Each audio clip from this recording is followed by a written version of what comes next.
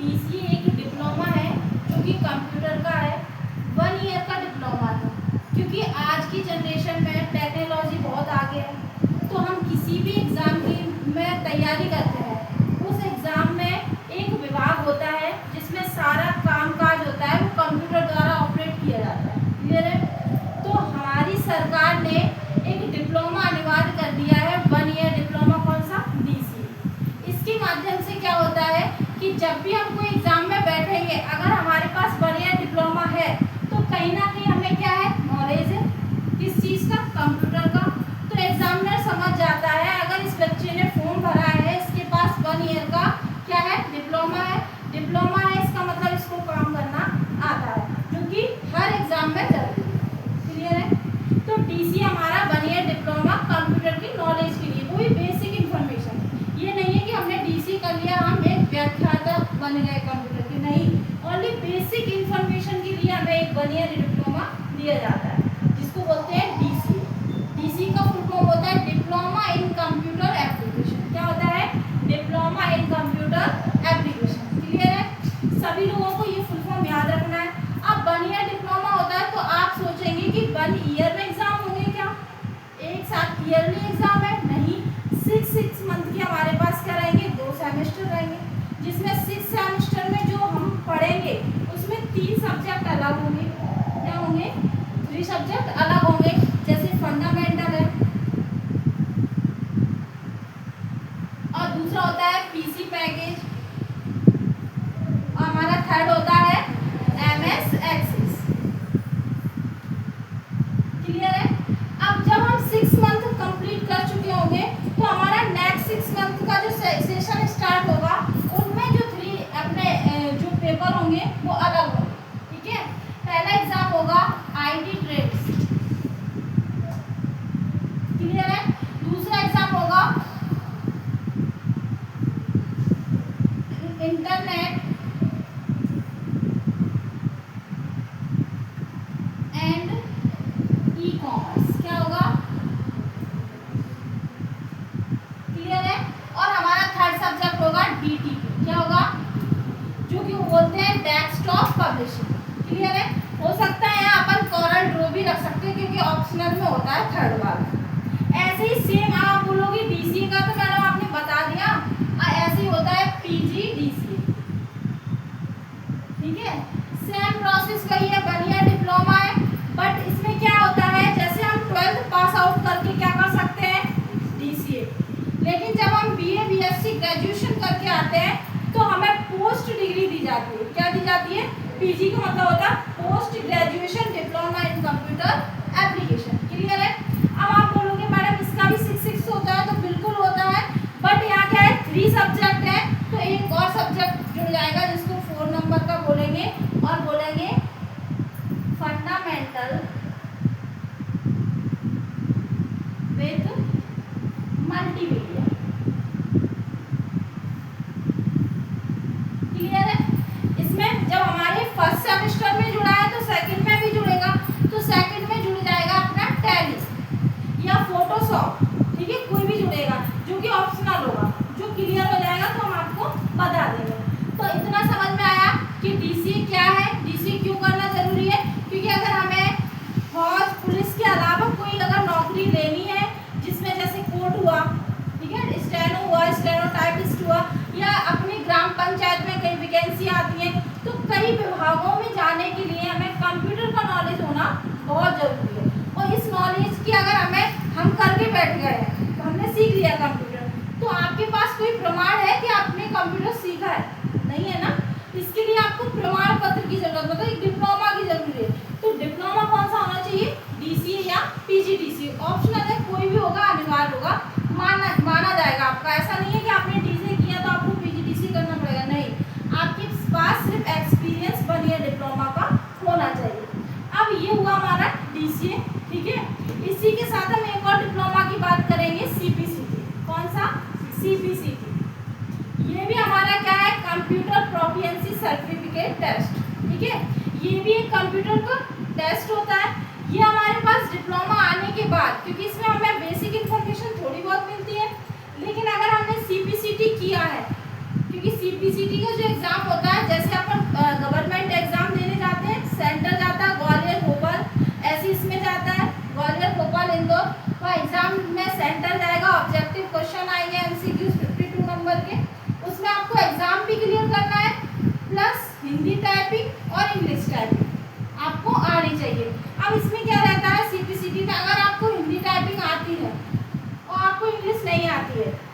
Exam पास कर लिया और हिंदी टाइपिंग निकाल ली तो आप पास माने जाएंगे। क्या माने जाएंगे? पास।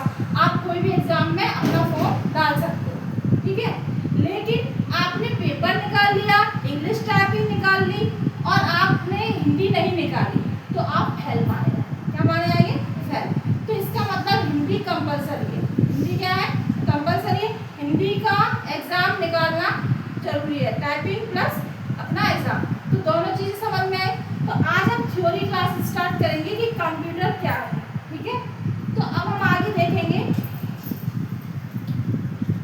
डीसीए में। पहले हमें क्या नॉलेज क्या होना चाहिए कंप्यूटर के बारे में, तो हम कंप्यूटर के बारे में ही आज सीखेंगे कि आखिरकार कंप्यूटर होता क्या है और कंप्यूटर को हम क्यों लाए, ठीक है। तो हम सबसे पहले देखते हैं कंप्यूटर, ठीक है। तो कंप्यूटर को हम क्यों लेके आए? फास्ट कैलकुलेशन के लिए। और कंप्यूटर है क्या? एक इलेक्ट्रॉनिक मशीन। कंप्यूटर क्या है? एक इलेक्ट्रॉनिक मशीन। क्लियर है? क्यों लेके आए? तो हम फास्ट कैलकुलेशन, क्योंकि हम इंसान कैलकुलेशन तो कर रहे थे लेकिन एक तो फास्ट नहीं कर रहे थे, दूसरा कैलकुलेशन करने में ह्यूमन बॉडी से मिस्टेक हो रही थी। लेकिन कंप्यूटर क्या है? एक मशीन है और मशीन से कभी मिस्टेक होती है? नहीं। जैसे मान लीजिए आपने कोई भी कैलकुलेशन कितनी भी बड़ी दे दी, मशीन है वो तो कर देगी और उसी एनर्जी के साथ करेगी। लेकिन आप क्या करते हो? घर से खाना खा के निकलते हो और एक टाइम पे शाम के टाइम तक आपकी एनर्जी क्या होती है? लो होती है। लेकिन कंप्यूटर क्या है? मशीन है।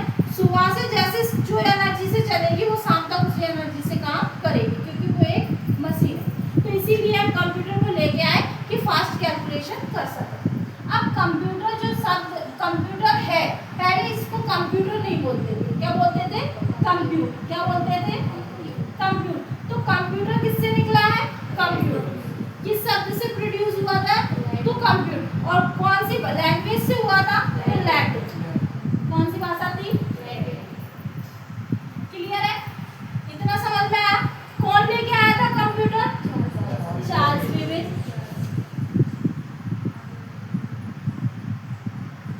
यहाँ तक किसी को दिक्कत? अब हम आते हैं कि कंप्यूटर के बारे में तो हमें पता चल गया, कंप्यूटर एक इलेक्ट्रॉनिक मशीन है, फास्ट कैलकुलेशन के लिए लेके आए हैं। कंप्यूटर शब्द से निकला है, लैटिन लैंग्वेज से आया था और चार्ल्स बेबेज के द्वारा बनाया गया, इसीलिए इसे फादर ऑफ कंप्यूटर कहा जाता है। अब हमें इतना समझ में आ गया। अब हमारे सामने क्या है? कंप्यूटर रखा है। क्या है? कंप्यूटर। तो कंप्यूटर में जो मेन कंपोनेंट्स होते हैं, वो पहला कंपोनेंट्स होता है हमारा मॉनिटर। क्या होता है? दूसरा होना चाहिए कीबोर्ड। क्या होना चाहिए? कीबोर्ड। और थर्ड हमारे पास क्या होना चाहिए? माउस। और फोर्थ हमारे पास क्या होना चाहिए? सीपीयू। क्या होना चाहिए? सीपीयू। इसको क्या बोलते हैं? System unit. इसको सीपीयू नहीं बोलते, ये जो बाहर का कवर दिख रहा है, इसको डब्बा को क्या बोलते हैं? System unit. लेकिन इसके अंदर जो एक माइक्रो प्रोसेसर, एक चिप लगा होता है, उसको क्या बोलते हैं? सीपीयू। क्लियर है? तो ये सीपीयू ही हमें क्या कर रहा था? कल हमने आपको बताया था कि सीपीयू की वजह से ही एक रूम में लगने वाले कंप्यूटर, एक रूम जितने बड़े कंप्यूटर होते थे जिसको ऑर्गेनाइज करने में 15 से 20 लोगों की टीम काम करती थी, उस टीम का कम होना किस लिए पॉसिबल हो पाया? सीपीयू।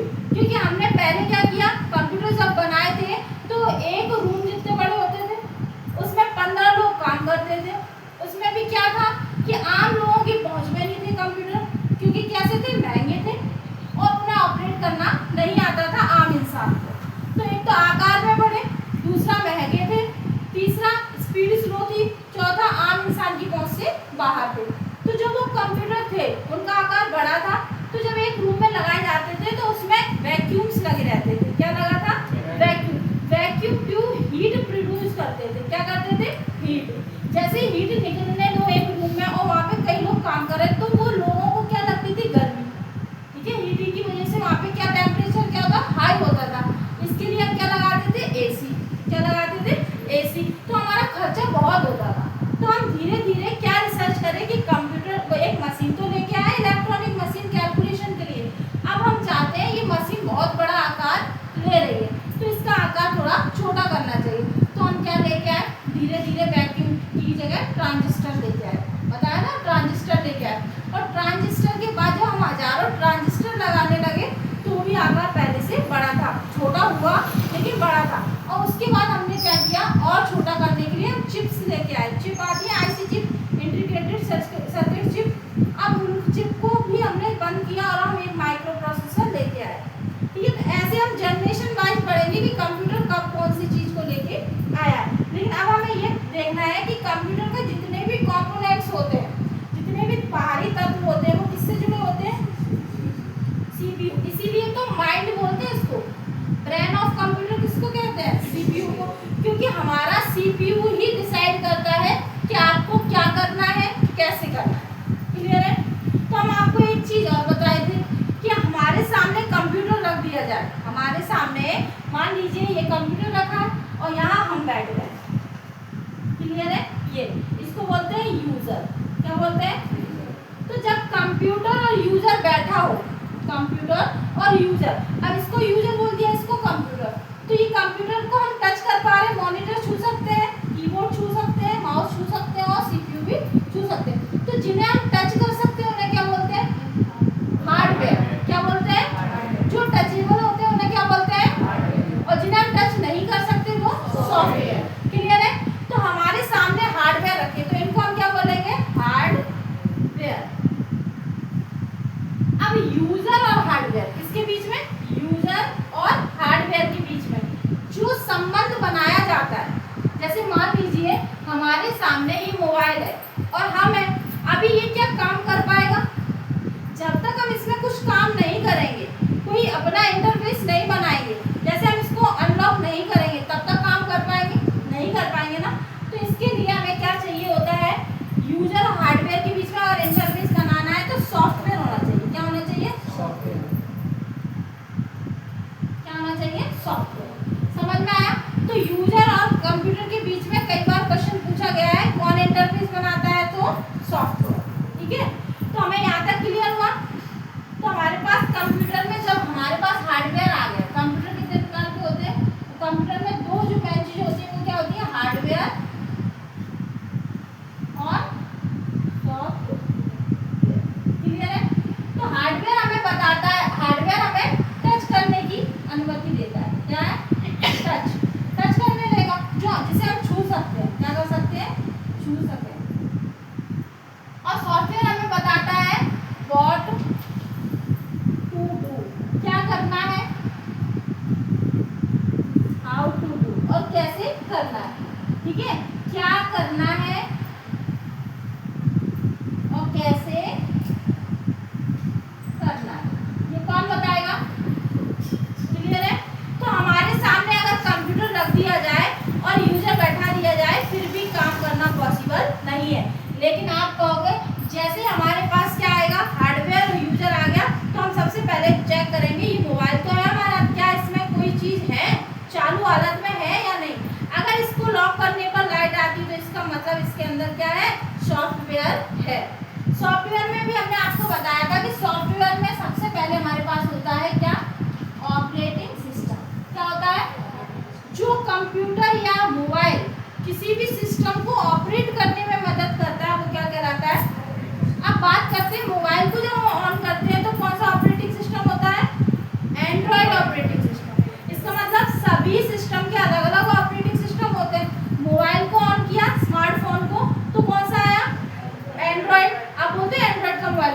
अब यदि हम मोबाइल एप्पल का होता तो हम बोलते हैं iOS का, मैक ऑपरेटिंग सिस्टम। क्या बोलते हैं, मैक ऑपरेटिंग सिस्टम। ऐसे हमारे पास लैपटॉप और डेस्कटॉप रखे हैं, यदि हम इनको ऑन करते हैं तो क्या आएगा, विंडो का ऑपरेटिंग सिस्टम। कौन सा आएगा, इसका मतलब जो सिस्टम जो जैसा होता है, जैसा हमारे पास डिवाइस होती है उसमें वैसा ही ऑपरेटिंग सिस्टम वर्क करता है।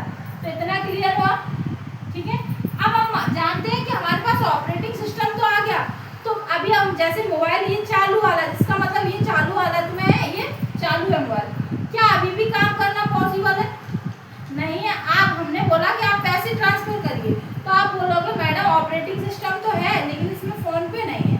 तो इसका मतलब जब हमारे मोबाइल में या हमारे कंप्यूटर में जब हमारे पास ऑपरेटिंग सिस्टम आ जाएगा, ऑपरेटिंग सिस्टम इसके ऊपर कौन काम करते हैं? Application software. ऑपरेटिंग सिस्टम एक बेस है। क्या है? एक बेस है। इसके ऊपर ही एप्लीकेशन काम करते हैं। जैसे हमने कहा आप ऑपरेटिंग सिस्टम तो हो गया, लेकिन आप पैसे ट्रांसफर करो तो फोन पे तुरंत हमें करना पड़ेगा। हम कहेंगे हमें स्टडी की क्लासें पढ़ी है हमारी किस पे? टेलीग्राम पे। तो आप बोलोगे मैडम टेलीग्राम डाउनलोड करना पड़ेगा। तो इसका मतलब अकॉर्डिंग टू वर्क हमें क्या करना पड़ेगा? एप्लीकेशन डाउनलोड करना पड़ेगा। अब आते हैं मोबाइल से हटके अपने कंप्यूटर पर। जब ऑपरेटिंग सिस्टम जैसे हमने स्विच ऑन किया, आज आप लोगों को बताते हैं जैसे हम स्विच ऑन करेंगे तो यहाँ लाइट आएगी। किसमें? सीपीयू में। जैसे ही लाइट आती है तो इसका मतलब ये कंप्यूटर चालू है। लेकिन चालू होने के बाद आपके सामने एक स्क्रीन आएगी, ना कि ये चालू हो जाएगा। क्यों नहीं होगा? क्योंकि सिर्फ स्क्रीन आपको ये बताएगी इसमें विंडो का ऑपरेटिंग सिस्टम वर्क कर रहा है। लेकिन आप बोलोगे मैडम हमें हिंदी टाइपिंग सीखनी है, तो हम बोलेंगे MS वर्ड डाउनलोड करना पड़ेगा।